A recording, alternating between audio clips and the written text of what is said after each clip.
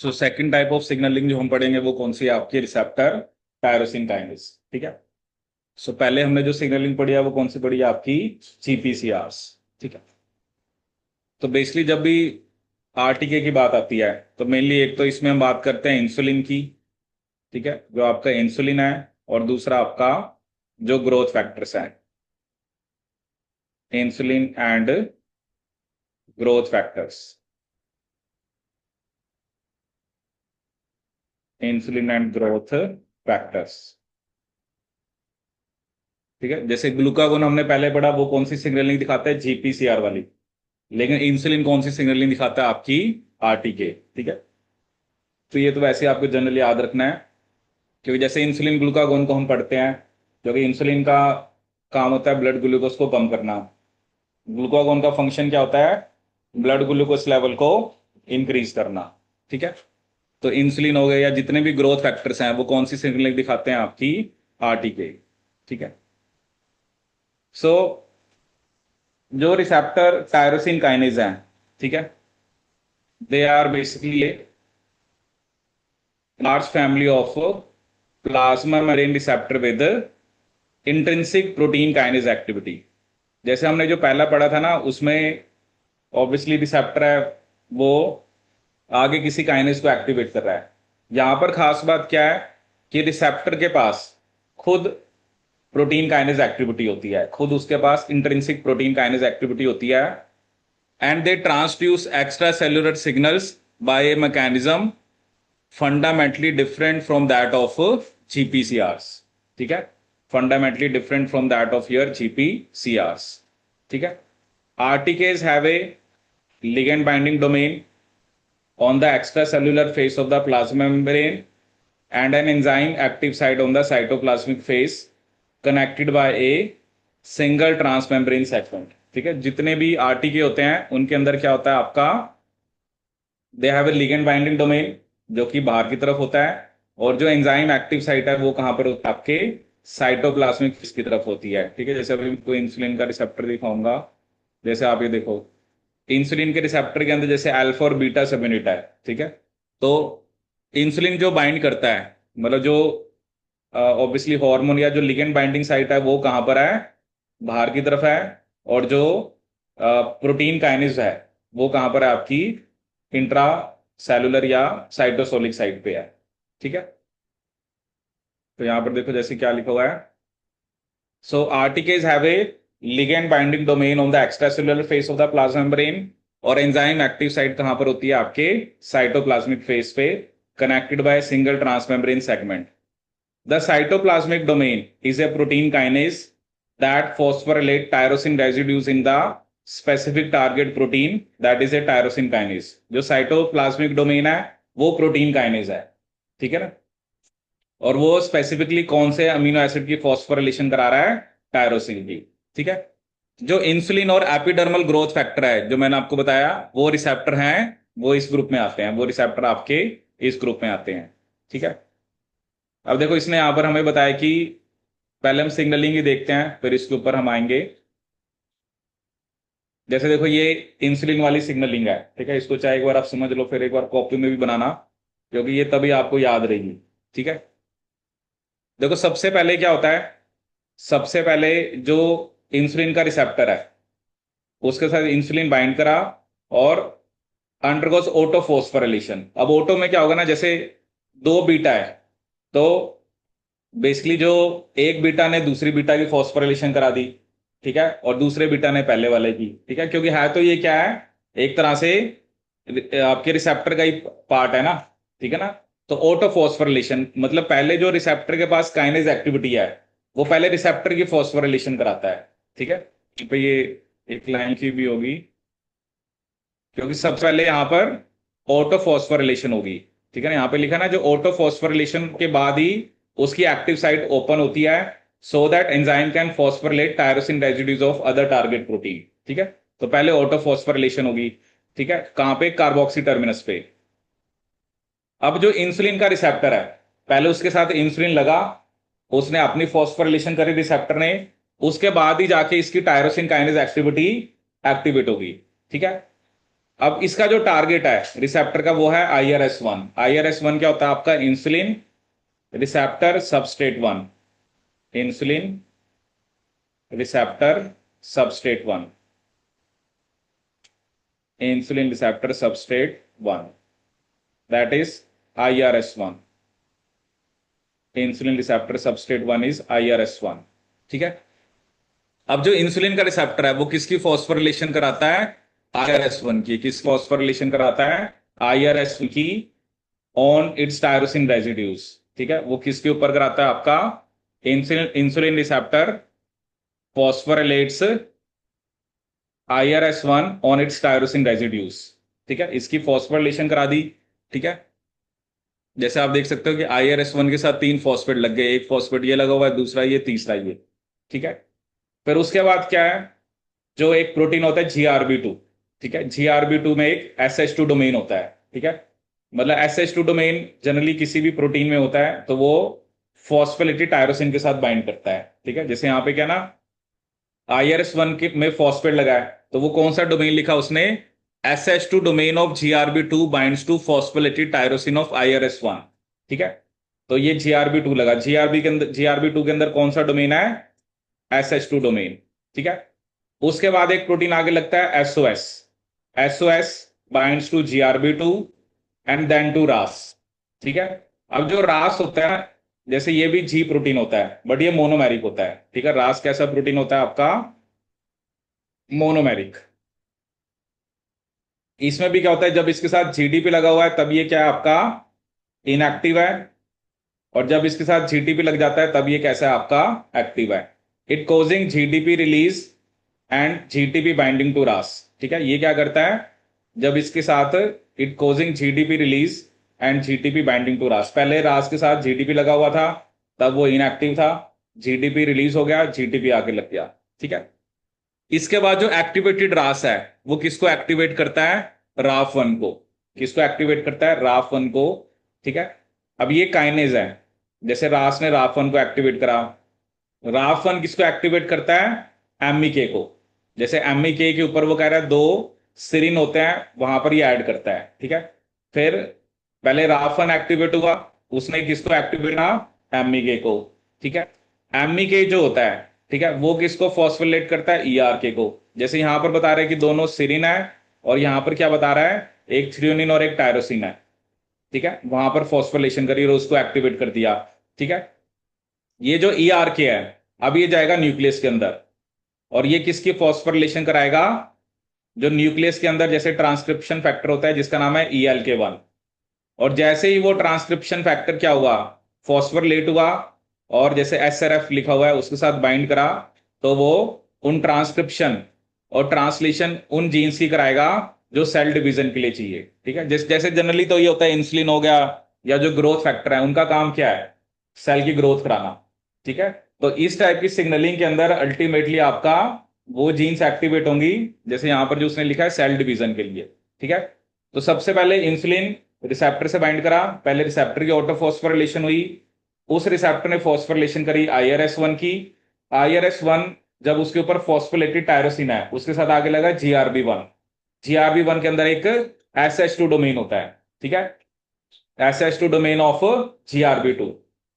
जैसे ही वो GRB2 लगा फिर SOS लगा, फिर आया RAS। RAS के ऊपर पहले GDP लगा हुआ था, वो इनएक्टिव था, अब GTP लग गया। जैसे ही RAS एक्टिवेट हो उसने RAF1 को एक्टिवेट करा। RAF1 ने किसकी फॉस्फोरिलेशन कराई? MEK की। MEK में उसने क्या लिखा हुआ है? 2 सीरिन रेजिड्यूज। ठीक है, उसके बाद MEK ने किसको एक्टिवेट कराया? ERK को। ठीक है, ERK के अंदर जो फॉस्फोरिलेशन जो इसने लिखी है वो लिखी है थ्रियोनिन और टायरोसिन की। उसके बाद जो ERK1 है वो न्यूक्लियस के अंदर गया और उसने न्यूक्लियस के अंदर जाने के बाद ELK1 की फॉस्फोरिलेशन करी। ELK1 की फॉस्फोरिलेशन हुई तो उसके साथ SRF लगा और जब वो दोनों जाके DNA से लगे तो उन स्पेसिफिक जीन्स की ट्रांसक्रिप्शन स्टार्ट हुई जो सेल डिवीजन के लिए चाहिए। तो ये आपको पाथवे याद रखना है। ठीक है, इंसुलिन की सिग्नलिंग का।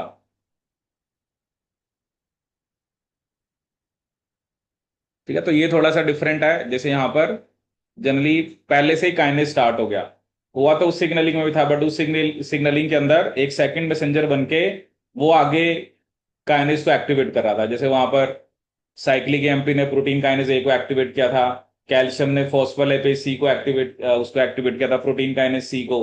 ठीक है, तो वो सिग्नलिंग पाथवे थोड़ी डिफरेंट है, ये आपकी डिफरेंट है। ठीक है,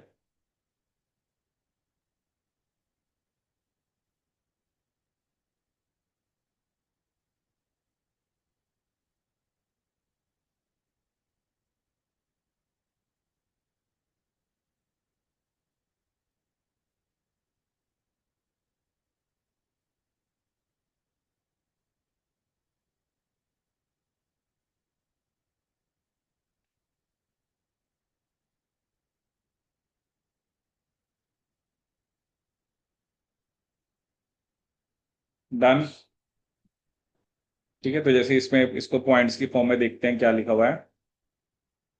so stimulation of insulin receptor initiates a cascade of protein phosphorylation. So reactions insulin regulate both metabolic enzymes and gene expression. अब देखो इंसुलिन जो है वो सेल के अंदर नहीं जाता, insulin does not enter cells but initiates a signal that travels a branched pathway from the plasma membrane receptor to insulin sensitive enzymes in the cytosol and to the nucleus, where it stimulates the transcription of specific genes. The active insulin receptor protein, it consists of two identical alpha subunits protruding from the outer face of the plasma membrane and two transmembrane beta subunits with their carboxy termini protruding into the cytosol.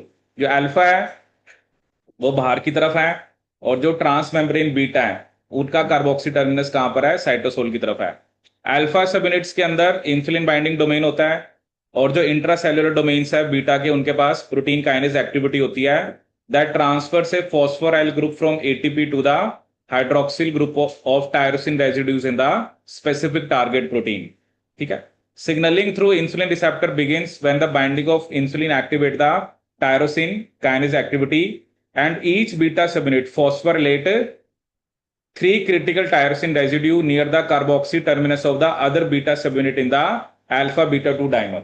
जैसे एक beta ने दूसरे की phosphorylation करा दी, दूसरे beta ने पहले वाले की करा दी। जैसे दो है ना ऑटो, मतलब दो बीटा सबयूनिट है, इधर वाले बीटा के पास भी काइनेज है, उधर के पास भी काइनेज है, तो एक बीटा ने दूसरे बीटा के ऊपर तीन फॉस्फेट लगा दिए और दूसरे वाले ने पहले पे लगा दिए। ठीक है,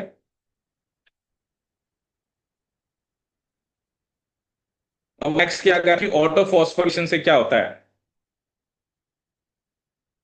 the auto phosphorylation opens up the active site so that the enzyme can phosphorylate tyrosine residues of other target proteins।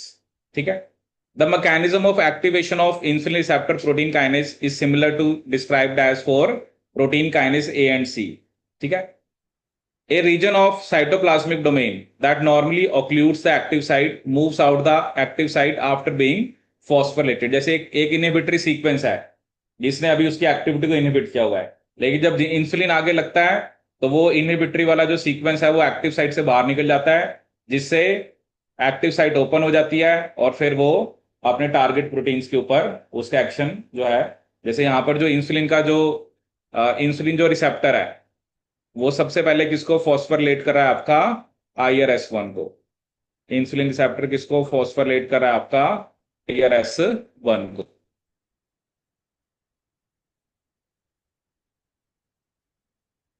Insulin receptor किसको फॉस्फोरिलेट कर रहा है, आपका IRS1 को, जिसे बोलते हैं इंसुलिन रिसेप्टर सबस्ट्रेट 1।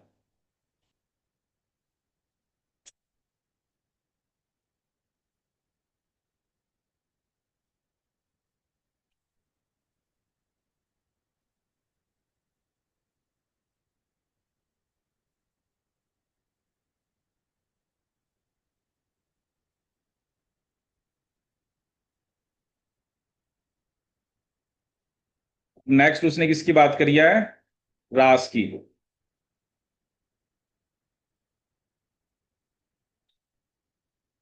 तो रास जो है वो एक प्रोटोटाइप जी प्रोटीन फैमिली है, जो मैंने आपको पहले ही बताया, which mediate a variety of signal transductions like the trimeric G protein that functions with a beta-energic system.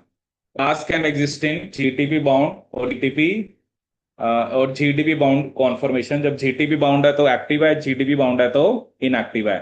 But रास एक्ट एज ए मोनोमर, रास जो है वो मोनोमर की तरह काम करता है। जब जीटीपी बाइंड करता है तो रास किसको एक्टिवेट कर रहा है, राफ वन को। ठीक है, the first of the three protein kinases, raf one, MEK and ERK. Raf one ने इसको एक्टिवेट करा था एमईके को, एमईके ने इसको एक्टिवेट किया था ईआरके को। That form a cascade in which each kinase activate the next by phosphorylation. The protein kinases MEK and ERK are activated by phosphorylation of both a threonine and tyrosine residue.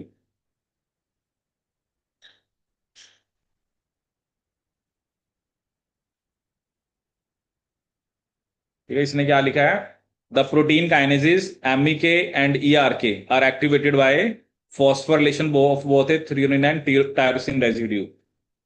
Image में लिखा हुआ था, MEK तो serine लिखे थे ना। चलो ये देख लेंगे, मतलब थ्योरी में कुछ और लिखा हुआ। यहाँ पे दो सेरीन लिखे थे ना, कि राफन ने एमईके के सिरिन लगाया, और यहां पे क्या लिखा उसने, दोनों के,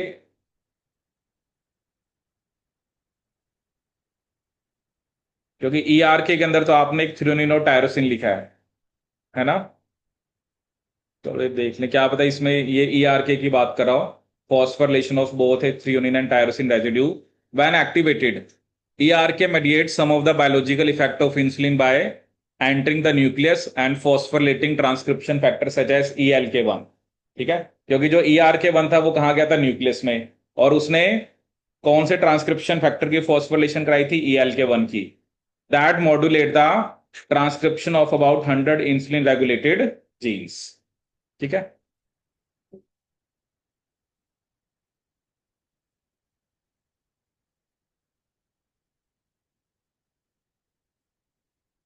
अब एक्चुअली क्या होता है, ये जो राफ वन है, एमी के ई आर के है, इनको ना हम नेम्स देते हैं।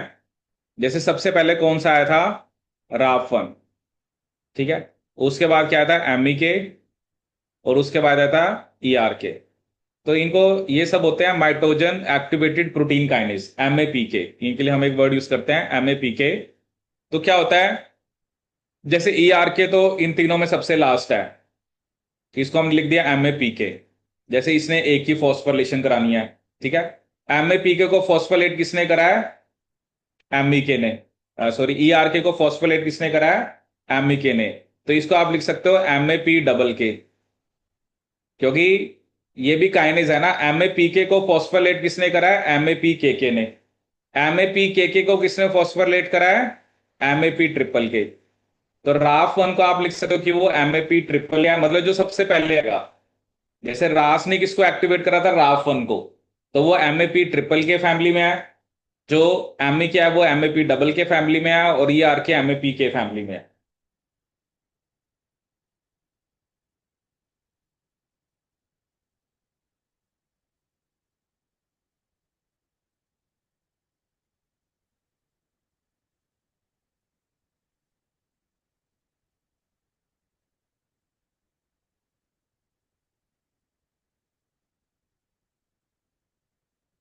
ठीक है, तो क्या लिखा है, the proteins raf one, MEK and ERK are members of the three larger families for which several nomenclatures are employed। जैसे ER के जो है, that is in the MAP के फैमिली, माइटोजन एक्टिवेटेड प्रोटीन काइनेसिस। माइटोजन्स वो सिग्नल्स होते हैं जो माइटोसिस और सेल डिवीजन को इंड्यूस करते हैं। Soon after the discovery of first MAP K enzyme, the enzyme was found to be activated by another protein kinase which was named MAP double K. ठीक है, क्योंकि देखो क्या ना, हम सिंपली MAP के है, इसको जो फॉस्फोलेट कर रहा है उसको हम MAP डबल के बोल देते हैं। ठीक है, और थर्ड काइनेज जो है, that is MAPK was discovered, it was given the slightly ludicrous family name, that is MAP triple के, जिसमें राफ बनाता है। ठीक है, और यहां पर हमें कुछ एब्रीवेशन दे रखी है, मतलब ER के लिए आप MAPK बोल सकते हो, मतलब जो पहले आया है वो ट्रिपल के है, जो सेकंड आया है वो डबल के है, जो थर्ड है वो के है। राफन MAP ट्रिपल के, एमई के MAP डबल के, और ER के MAP के। ठीक है, तो MAP ट्रिपल के, MAP डबल के और MAP के, राफन MEK एंड ERK। ठीक है।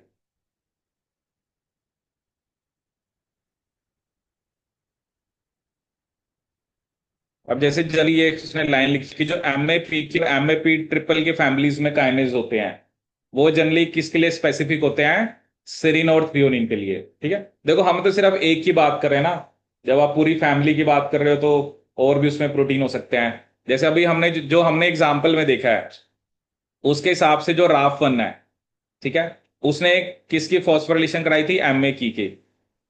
की MA के अंदर जो दो सिरिन है, मतलब जो हमने पढ़ा है, उन दो सिरिन के ऊपर फॉस्फेट लगाए थे। ठीक है।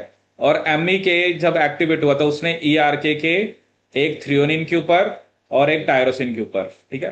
अब वही है ना कि पूरी फैमिली के अंदर थोड़ा बहुत आपको डिफरेंस भी देखने को मिल सकता है। जैसे ये जनरली क्या कर रहा है, जो के है और MAP ट्रिपल के है, ठीक है, वो जनरली सिरिन और थ्रियोनिन के लिए स्पेसिफिक होते हैं।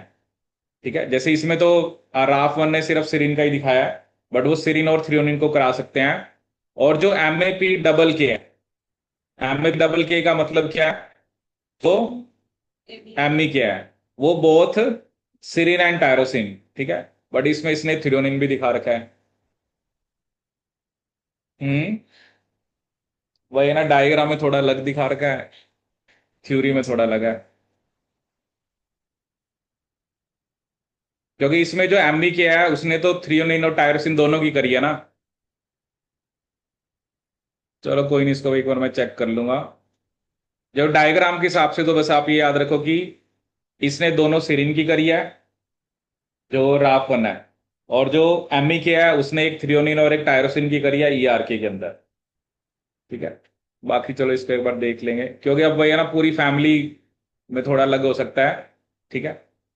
अब वही है ना, या तो इसको यहाँ पे थ्रियोनिन भी लिखना चाहिए था, क्योंकि ME ने तो थ्रियोनिन और टायरोसिन दोनों की करी है। ME कौन सा है आपका? जो कि MAP कौन सी फैमिली में आता है? MAP डबल के। ये लिखा ना कि MA की फॉस्फोरिलेट बोथ है serine and a tyrosine residue in their substrate, AMAPK, here ERK। ठीक है। बट MA जो आपका P डबल के है, उसने तो थ्रियोनिन और टायरोसिन की करी है, और इसने यहाँ पे सिरिन और टायरोसिन लिखा है। ठीक है। चलो ये आप भी देखना, मैं भी देखूंगा, बट सिंपली डायग्राम के हिसाब से हम देखें तो, क्योंकि अब family is a different thing, एक ये तो फैमिली का एक प्रोटीन है ना। अब पूरी फैमिली के अंदर कौन कौन से आते हैं अभी हम उसको डिस्कस नहीं कर रहे हैं। ठीक है। तो इसके हिसाब से तो राफ वन जो है, विच इज MAP ट्रिपल के, उसने दो सेरिन के ऊपर फॉस्फोरिलेशन करी है, और के ने ERK के अंदर एक थ्रियोनिन और एक टायरोसिन पे किया है। ठीक है। तो एक तो आपको ये सिग्नलिंग याद रखनी है। अब ऐसे ही एक और सिग्नलिंग इंसुलिन दिखा रखी है, जिसमें हम ये डिस्कस करेंगे कि इंसुलिन कैसे आपका जो इंसुलिन है वो कैसे आपके ब्लड ग्लूकोज लेवल को डिक्रीज करता है। ठीक है। ऑब्वियसली ब्लड ग्लूकोज लेवल को डिक्रीज करने का मतलब क्या है? कि जो भी ग्लूकोज को वो सेल लेगा और उसको किस में कन्वर्ट करेगा? ग्लाइकोजन के अंदर। ठीक है। अब देखिए इसके अंदर हमें क्या दिखाया है। जैसे देखो यहां पर इंसुलिन बाइंड करा, सेम, पहले रिसेप्टर की फॉस्फोरिलेशन हुई, उसके बाद किसकी फॉस्फोरिलेशन है? IRS1 की। अब IRS1, वहां पे IRS1 के साथ आगे क्या लगा था? GRB2। फिर उसके बाद क्या लगा था? SOS, फिर रास, राफ, MEK, ERK। ठीक है। अगर आपको याद भी हो, जब मैंने आपको बताया था कि जब सेल ग्रोथ की बात करते हैं, तो जब ग्रोथ फैक्टर वाली सिग्नलिंग होती है तो कौन सा पाथवे होता है? रास, राफ, ERK, MEK पाथवे। और क्या बना था? Cyclin D. पढ़ा था ये कि भूल गए हो? तब मैंने आपको बताया था ना, जब हम सिग्नलिंग पढ़ेंगे तब मैं आपको बताऊंगा कि ये रास, राफ, ERK क्या होते हैं। देख लेना कॉपी खोल के।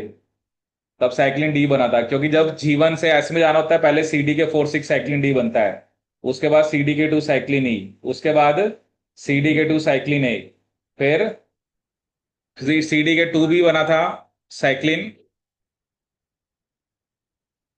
CDK2 साइक्लिन बी बना था, फिर CDK1 साइक्लिन बी बना था। CDK1 साइक्लिन बी हमारा MPF था। ठीक है, तो ये वही सिग्नलिंग है। जब भी ग्रोथ फैक्टर वाली सिग्नलिंग होती है, जनरली हम किसकी बात करते हैं, आपके RT के, रिसेप्टर टायरोसिन काइनेस। और इसमें हम, मतलब ये है ना, जैसे मैंने तो ये इंसुलिन के लिए दिखाया है, अगर मान लो कोई ग्रोथ फैक्टर भी होगा तो वो भी इस टाइप की सिग्नलिंग दिखाएगा, वो भी क्या दिखाएगा, इस टाइप की सिग्नलिंग। ठीक है, अब देखो यहां पर भी वही हुआ, इंसुलिन लगा, उसने रिसेप्टर की फॉस्फोरिलेशन कराई। अब यहाँ पे जो एंजाइम है वो थोड़ा डिफरेंट है, इसका नाम है PI3K। PI3K होता है phosphoinositide 3 kinase. Phosphoinositide 3 kinase. Phosphoinositide 3 kinase. ठीक है, ये क्या करता है, ये एक, जैसे एक स्पेसिफिक लिपिड होता है PIP2, उसको कन्वर्ट करा देता है PIP3 में। PIP2 को किसमें कन्वर्ट करा देता है, PIP3 में, जो आप देख रहे हो। उसके बाद एक प्रोटीन एक्टिवेट होता है जिसका नाम है PDK1। ठीक है, और PDK1 के बाद दिखा रखा है PKB, प्रोटीन काइनेस बी। ठीक है,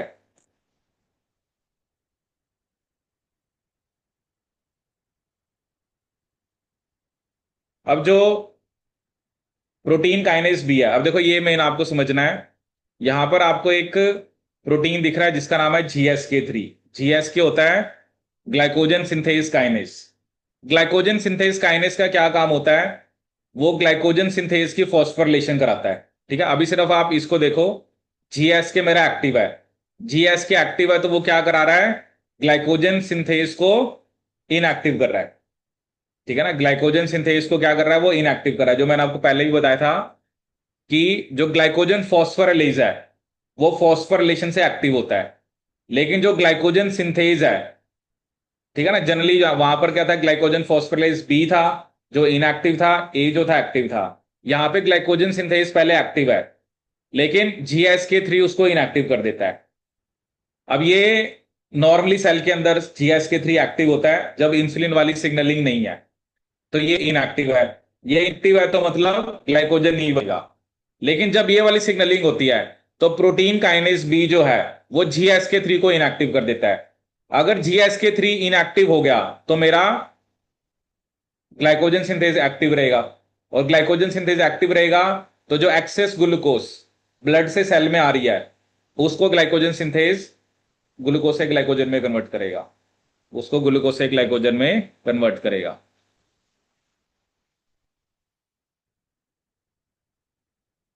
ग्लूकोज से इसमें कन्वर्ट करेगा, ग्लाइकोजन में। तो नॉर्मली जो हमारा प्रोटीन काइनेज, जैसे नॉर्मली जैसे इंसुलिन वाली सिग्नलिंग नहीं है तो GSK3 एक्टिव होता है। यू जस्ट इमेजिन कि आप इतने वाले पार्ट को भी भूल जाओ। ठीक है, अगर ये वाली सिग्नलिंग नहीं है तो ये मेरा एक्टिव है, ये एक्टिव है तो ग्लाइकोजन सिंथेज इनएक्टिव है। ठीक है, लेकिन जब ये सिग्नलिंग होती है तो GSK3 को इनएक्टिव कर दिया जाता है, और GSK3 इनएक्टिव हो गया तो मेरा ग्लाइकोजन सिंथेज क्या रहेगा, एक्टिव, और वो ग्लूकोज को किसमें कन्वर्ट कराएगा, ग्लाइकोजन में। वो ग्लूकोज को किसमें कन्वर्ट कराएगा, ग्लाइकोजन में। यही तो होता है ना, अल्टीमेटली इंसुलिन का काम ही क्या है, एक्सेस ग्लूकोज जो है ब्लड के अंदर उसको, उसका इंटेक कराना, और उसके बाद क्या करना, मतलब उसको किस में कन्वर्ट कराना, ग्लाइकोजन में।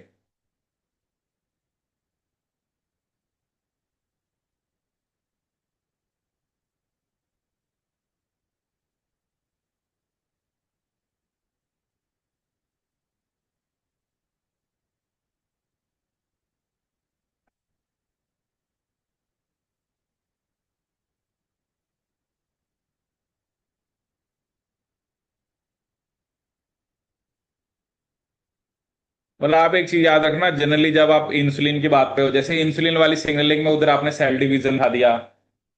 ठीक है, क्योंकि देखो ना, हम सिंपली वही पढ़ते हैं ना, इंसुलिन का काम क्या है, सिर्फ ब्लड ग्लूकोज लेवल को कम करना है, ऐसा नहीं है। जो भी इंसुलिन या ग्रोथ फैक्टर्स हैं वो यही सिग्नलिंग दिखाएंगे। जैसे ग्रोथ फैक्टर का मेन काम होता है सेल डिवीजन कराना। ठीक है, ऐसे ही इंसुलिन और ग्रोथ फैक्टर की सेम टाइप ऑफ सिग्नलिंग होती है, ठीक है। और ये जो प्रोटीन काइनेस भी है, इसका एक और नाम होता है एकेटी। इसका एक और क्या नाम होता है? AKT. This is another name of protein kinase B.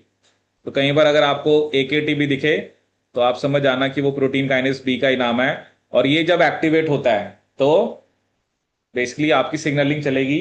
और जैसे यहां पर तो इंसुलिन के कॉन्टेक्स्ट में दिखा रखा है, मे बी अगर और कहीं कोई और भी ग्रोथ फैक्टर आगे लगता है तो अल्टीमेटली इस टाइप की सिग्नलिंग होगी, तो वो सेल डिवीजन को प्रमोट करेगी, ठीक है। बट ये मैंने आपको पहले ही बताया था, ग्लाइकोजन जो फॉस्फोरिलेज है वो फॉस्फोरिलेशन से एक्टिवेट होता है, लेकिन जो ग्लाइकोजन सिंथेज है वो फॉस्फोरिलेशन से इनएक्टिव होता है, ठीक है। ये बड़ा इंपॉर्टेंट है, इसको याद रखना। क्योंकि एग्जाम में एक बार चार ही स्टेटमेंट आई थी, उसने लिख दिया फॉस्फोरिलेज जो है वो फॉस्फोरिलेशन से एक्टिवेट होता है या डीफॉस्फोरिलेशन से एक्टिव होता है, ग्लाइकोजन जो सिंथेज है वो फॉस्फोरिलेशन से एक्टिव होता है या डीफॉस्फोरिलेशन से होता है। तो आपको याद रखना है कि ग्लाइकोजन सिंथेज जब फॉस्फोलिपिड है तब वो इनएक्टिव है, ग्लाइकोजन फॉस्फोरिलेज जब वो फॉस्फोलिपिड है तब वो एक्टिव है, ठीक है। तो ये दो सिग्नलिंग आपने याद रखनी है, किससे रिलेटेड है? ये आपके इंसुलिन से, इंसुलिन या जो भी ग्रोथ फैक्टर है, ठीक है। आप देख सकते हो यहां पर ना और भी बहुत सारे टाइप ऑफ सिग्नलिंग जो ये दिखाते हैं, जैसे इंसुलिन हो गया, ठीक है। एक हो गया आपका vascular endothelial growth factor receptor, platelet derived growth factor receptor, epidermal growth factor receptor, nerve growth factor, fibroblast growth factor, जितने भी जनरली ग्रोथ फैक्टर हैं उनके रिसेप्टर इस टाइप की सिग्नलिंग दिखाते हैं, ठीक है। तो ये आपको इसके अंदर ध्यान रखना है।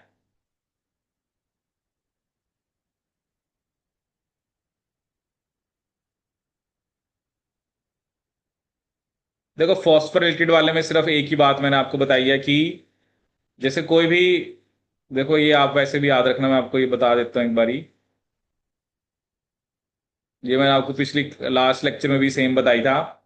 जो एक होता है ग्लाइकोजन फॉस्फोरिलेज, फॉस्फोरिलेज का काम होता है ग्लाइकोजन का ब्रेक डाउन कराना, ठीक है। Glycogen phosphorylase. और एक हम लिख रहे हैं ग्लाइकोजन सिंथेज। देखो ऑब्वियसली आप ग्लूकागोन की बात कर रहे हो या एपिनेफ्रिन की बात कर रहे हो, तो उन्होंने तो ग्लाइकोजन का ब्रेक डाउन कराना है, ठीक है। और इंसुलिन का काम है उसने ब्लड ग्लूकोज को ग्लाइकोजन में कन्वर्ट कराना। तो जब हम फॉस्फोरिलेज की बात करते हैं तो वो क्या करता है आपका, उ- उसका क्या काम है? ब्रेक डाउन कराना। फॉस्फोरिलेज, फॉस्फोरिलेज काम होता है ब्रेक डाउन कराना। मैंने आपको बताया था कि ग्लूकोज जो है वो ग्लूकोज वन फॉस्फेट निकलते हैं। अब जैसे ये दो एंजाइम है, अब दोनों एंजाइम की या तो फॉस्फोलिपिड होगा या डीफॉस्फोलिपिड होगा। इसके ऊपर जब फॉस्फेट लगा होता है, मतलब जब ये फॉस्फोलिपिड होता है तब ये एक्टिव होता है, ठीक है। लेकिन इसका उल्टा है, जब इसके ऊपर फॉस्फेट लगता है तो ये इनएक्टिव होता है। अब वो आपसे पूछ सकता है ना किस फॉर्म में कौन सा एक्टिव होता है या किस फॉर्म में कौन सा एक्टिव होता है। जैसे ये फॉस्फोलिपिड फॉर्म में एक्टिव है तो मतलब डीफॉस्फोलिपिड फॉर्म में इनएक्टिव है। अगर ये फॉस्फोलिपिड फॉर्म में इनएक्टिव है तो डीफॉस्फोलिपिड फॉर्म में ये एक्टिव है, ठीक है। तो आया था ये सी एस आई नेट के अंदर 4 नंबर का क्वेश्चन आया था। आई थिंक सितंबर एग्जाम में आया था, सितंबर 2022 में। तो उसमें चार ही स्टेटमेंट थी, आपको बताना था करेक्ट कॉम्बिनेशन कौन सा है, ठीक है।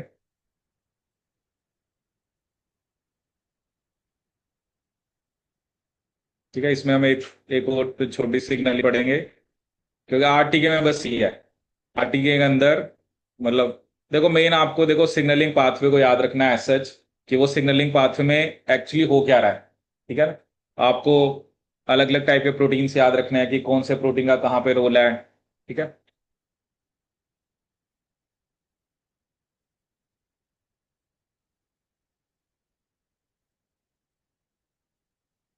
जैसे एक क्वेश्चन मैं आपको दिखाता हूँ।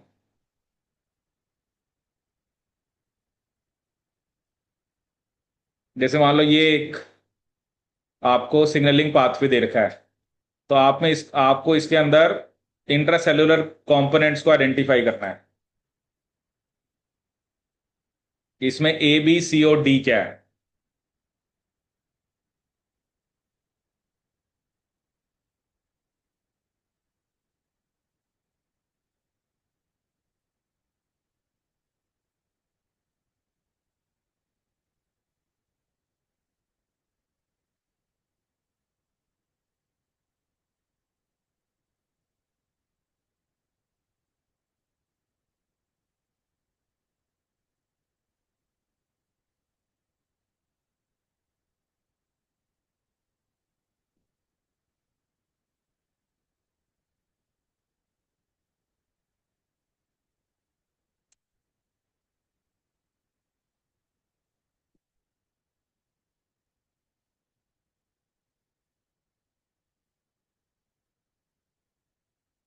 ठीक है, इसके अंदर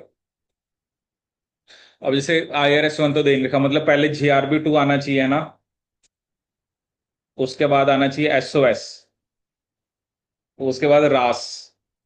ठीक है ना, ये जैसे होता है ना, ये रास ही आपका, जैसे देखो अगर आप इस डायग्राम को भी ध्यान से देखोगे तो रास जनरली मेम्ब्रेन में होता है। जैसे जी प्रोटीन वो ट्राइमेरिक था ना, वो भी मेम्ब्रेन में था। अगर यहाँ पर देखोगे तो उसने डायग्राम के अंदर रास आपको मेम्ब्रेन में दिखा रखा है, ये आप देखो। जैसे ये देखो, ये दिखा रखा है ना ऐसे, इसका मतलब ये मेम्ब्रेन से एसोसिएटेड होता है रास। ठीक है, तो इसको भी देखो उन्होंने आपको ध्यान से देखना था। इसका मतलब सी तो आपका रास GTP होगा ना, तभी वो एक्टिवेट करेगा। तो अगर हम ऑप्शंस देखें तो रास GTP तो जैसे वैसे दो ऑप्शन के अंदर है, बट वही है ना कि SOS GRB 2 से पहले आ नहीं सकता। और लास्ट में जो है वो ERK, वो सेल की प्रोलिफरेशन करा रहा है। तो क्या आंसर होगा इसका? फर्स्ट। ठीक है, तो ऐसे भी देखो उन्होंने आपको क्वेश्चन बना के दे रखा है।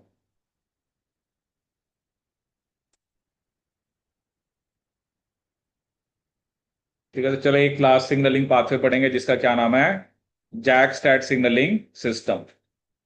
एक्चुअली ये थोड़ा सा वेरिएशन है जो नॉर्मली टायरोसिन काइनेज होते हैं।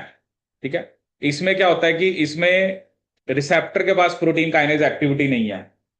जैसे नॉर्मली हमने जो RTK पढ़ा है, तो उसमें रिसेप्टर के पास काइनेज एक्टिविटी है।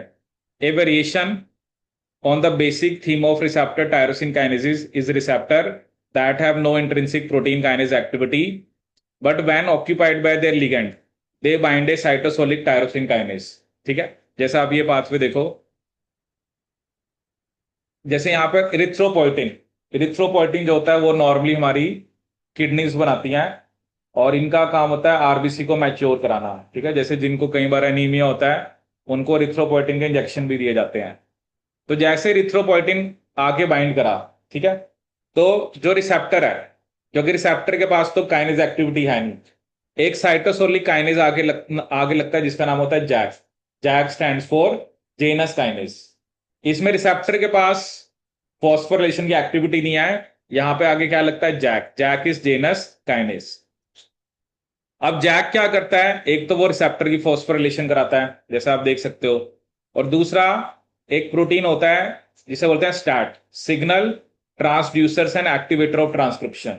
ठीक है, पहले तो फॉस्फोरिलेशन जैक ने किसकी कराई, रिसेप्टर की। ठीक है, उससे क्या होता है कि ये स्टैट वहां पे अट्रैक्ट होता है। जैसे देखो ना, स्टैट यहाँ पे आके लगा है, जैसे इसमें भी SH2 डोमेन है। जैसे वहां पर आपने क्या कहा था, किसके पास SH2 डोमेन था, GRB 2 के पास। मतलब आप ये याद रखना कि जो SH2 डोमेन है वो फॉस्फोरिलेटेड टायरोसिन के साथ बाइंड करता है। ये भी एग्जाम में क्वेश्चन आ रखा है, ये भी मैं आपको एक क्वेश्चन भेजूंगा। वैसे एक एग्जाम में क्वेश्चन यही आया हुआ था कि ना, जो अलग अलग टाइप के कुछ डोमेन्स दे रखे थे और वो किससे बाइंड करता है। ये मैं आपको, इसमें शायद है नहीं, मैं आपको वो एक क्वेश्चन दिखाऊंगा क्या आया था, मैं इसमें ऐड करूंगा बाद में ना। तो क्वेश्चन में ये था कि जो SH2 डोमेन है वो किसके साथ बाइंड कर रहा है, आपका फॉस्फोरिलेटेड टायरोसिन के साथ। किसके साथ बाइंड करता है, फॉस्फोरिलेटेड टायरोसिन के साथ। तो यहां पर भी आप देख रहे हो जो स्टैट है, स्टैट के पास भी क्या है, एक आपका फॉस्फोरिलेटेड क्या है, टायरोसिन है। क्या है, फॉस्फोरिलेटेड टायरोसिन है।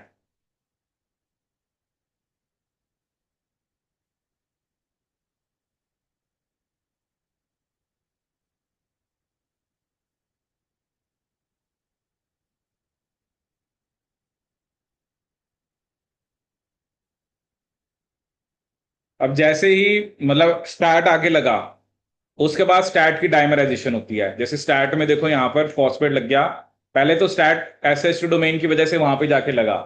अब इसका जो, जैसे दो स्टैट हैं, एक एक का फॉस्फेट दूसरे की पॉकेट में आ गया क्योंकि उसमें SH2 डोमेन है, दूसरे वाले का जो फॉस्फेट है वो पहले वाले के SH2 डोमेन में लग गया, तो डाइमराइज हो गया। Now this STAT will enter into the nucleus और ये ट्रांसक्रिप्शन कराएगा। ठीक है, इसने दूसरा पाथवे भी दिखा रखा है। जैसे एक दिखा रखा है एक प्रोटीन SHC, जैसे वो जाके लगा, फिर GRB 2, और फिर वही MAP के कैस्केड, मतलब दोनों पाथवे दिखा रखे हैं। या तो जैक आके स्टैट की फॉस्फोरिलेशन कराएगा, या जैक जो है वो, जो जैसे दूसरा जो नॉर्मल पाथवे हमने पढ़ा है, पहले रिसेप्टर की कराई, फिर उसके बाद SHC, फिर GRB2, क्योंकि GRB2 भी तो उसी प्रोटीन के साथ बाइंड करेगा ना जिसके अंदर फॉस्फेट होगा। ठीक है, तो इस टाइप के जो सिग्नलिंग के अंदर हमने खास बात क्या बोली है, इसमें रिसेप्टर के पास काइनेज एक्टिविटी नहीं है। ठीक है, one example is a system that regulate the formation of erythrocytes in mammals.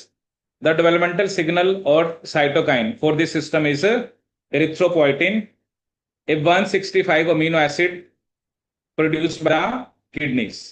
जब इथ्रोपोइटिन सेम्ब्रेन रिसेप्टर के साथ बाइंड करता है तो रिसेप्टर क्या करता है आपका, डाइमराइज करता है, and the dimer can bind and activate the soluble protein kinase JAK. The activated JAK phosphorylates several tyrosine residues in the cytoplasmic domain of the EPO receptor. जो activated JAK है वो क्या करेगा, रिसेप्टर के अंदर पहले वो बहुत सारे जो सेवरल टायरोसिन है उनकी फॉस्फोरिलेशन कराएगा। A family of transcription factor which are called STAT, signal transducer and activator of transcription, they are also targets of JAK. तो JAK रिसेप्टर की भी फॉस्फोरिलेशन कराता है और साथ में किसकी फॉस्फोरिलेशन करा रहा है, आपकी स्टैट की। ठीक है, लिखा ना देखो, SH2 domain in STAT5 that binds to the phosphorylated tyrosine in the EPO receptor. ठीक है ना, जैसे ये पहले तो जब रिसेप्टर की फॉस्फोरिलेशन हुई तो स्टैट यहां पे आया। ठीक है ना, उसकी पोजीशनिंग कराई, क्योंकि जेनेस काइनेस तो यहीं पर ही है। जैसे वो यहां पर आया तो जेनेस काइनेस ने इसकी भी फॉस्फोरिलेशन कर दी। ठीक है, तो उसने क्या लिखा है कि positioning the stat for phosphorylation by JAK in response to EPO, the phosphorylated STAT5 COM dimer exposing a signal that causes it to be transported into the nucleus. There, STAT5 induces the expression of specific genes essential for the erythrocyte maturation. मतलब RBC maturation के लिए हमें जो jeans चाहिए, ठीक है, उसको जाके स्टैट एक्टिवेट कराता है। जैक स्टैट और भी पाथवे में एक्टिव एक्ट करता है, जैसे leptin, that include a hormone known as leptin. जैसे इरिथ्रोपोइटिन ये वाली सिग्नलिंग दिखाता है, लैप्टिन भी ये वाली सिग्नलिंग दिखाता है। Activated JAK can also trigger through GRB2, वो कहते हैं GRB2 के थ्रू भी वो MAP के कैस्केड को एक्टिवेट कर सकता है। ठीक है,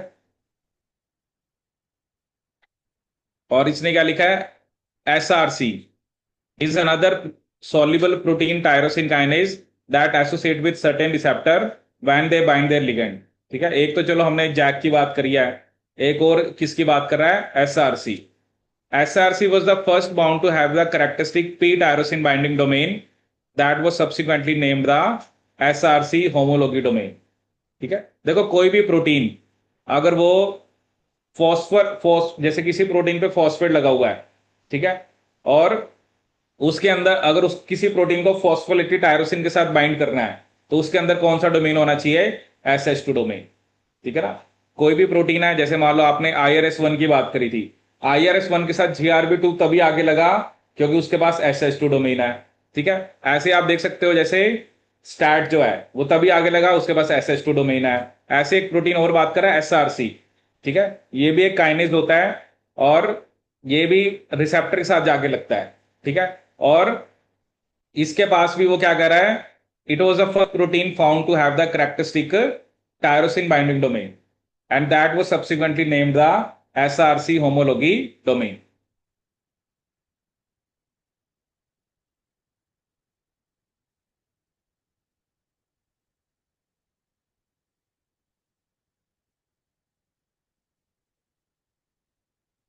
तो किसी भी प्रोटीन को अगर फॉस्फोरिलेटेड किसी चीज से लगना है तो उसके अंदर क्या होना चाहिए, SH2 डोमेन।